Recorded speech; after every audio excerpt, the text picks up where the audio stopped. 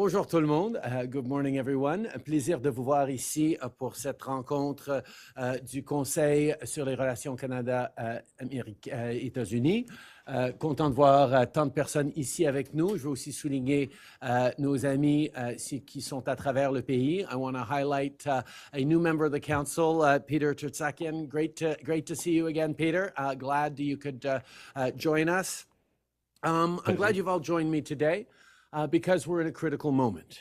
As President Trump stated yesterday, he is still committed to placing tariffs on Canada starting as early as tomorrow, possibly. Now, we don't know precisely what that could look like, but I do know two things.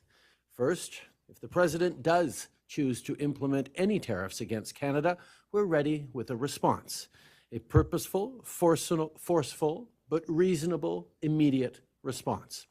It's not what we want, but if he moves forward, we will also act.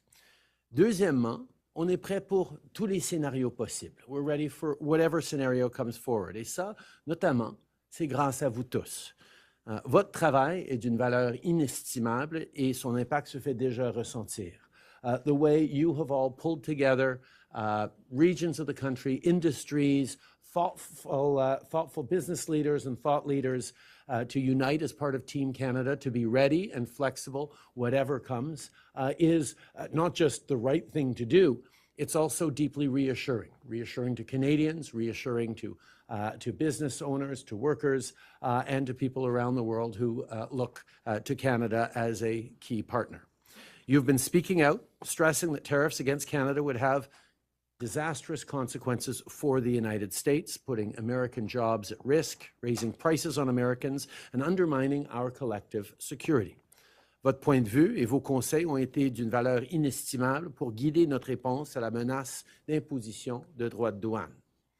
Vous avez aidé à rassurer les Canadiens pendant une période difficile et pleine d'incertitudes. You've shown what it means to be part of Team Canada, fighting for this country we all love so much.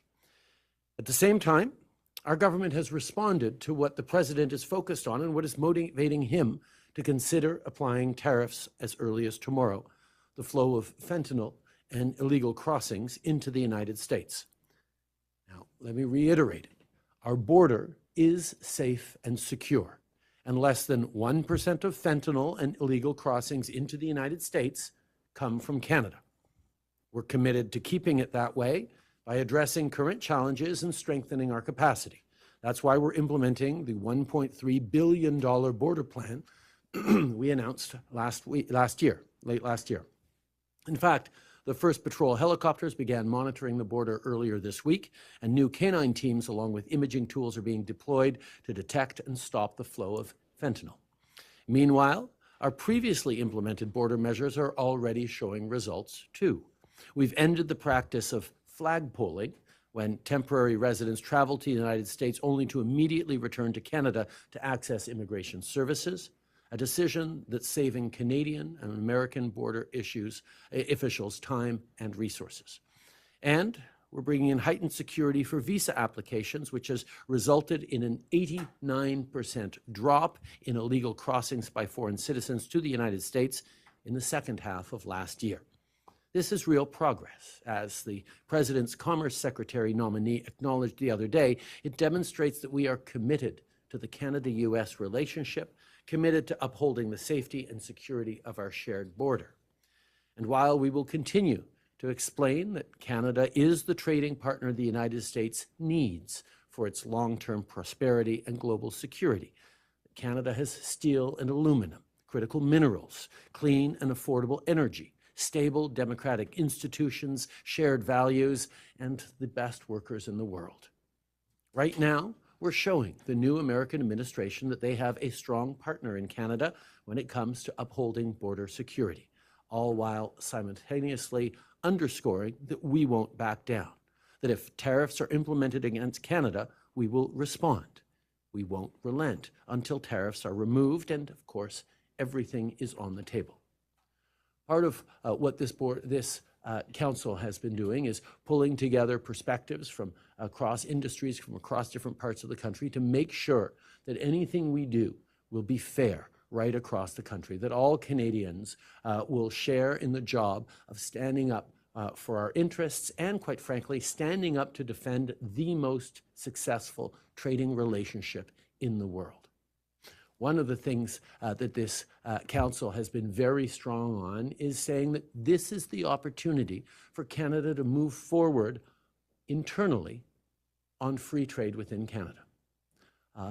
As we look at challenges with the United States, as we sign free trade deals over the past years with the world, we know that internally, within provinces and across territories, there are barriers that exist that would be better for Canadian businesses, Canadian workers, and the Canadian economy if we removed.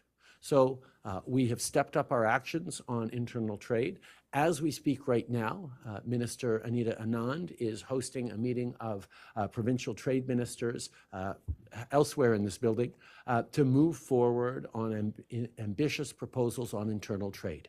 We know there are things we can do to increase Canada's competitiveness and effectiveness in a more complex world, and moving forward on internal trade with new energy is something that this council has been directly encouraging us and responsible for us doing. Of course, I won't sugarcoat it. Our nation could be facing difficult times in the coming days and weeks. I know Canadians might be anxious and worried, but I want them to know the federal government, and indeed all orders of government, have their backs. That was the topic of conversation 2 days ago when I had a First Minister's meeting with all premiers. Nos entreprises, nos syndicats, notre société civile et la grande majorité des premiers ministres des provinces et de dizaines de millions de Canadiens d'un océan à l'autre parlent d'une seule voix. Le Canada est prêt à toute éventualité et c'est en grande partie grâce à vous qui avez dédié tant de votre temps et votre énergie pour protéger le Canada et le préparer. Now is the time to stand united, to stand together, to work together, as Canadians often do, to defend our country. That's exactly what we're going to do. So let's get back to work. Merci beaucoup, mes amis. Thank you all. Thank you very much. Merci tout le monde. Thank you very much.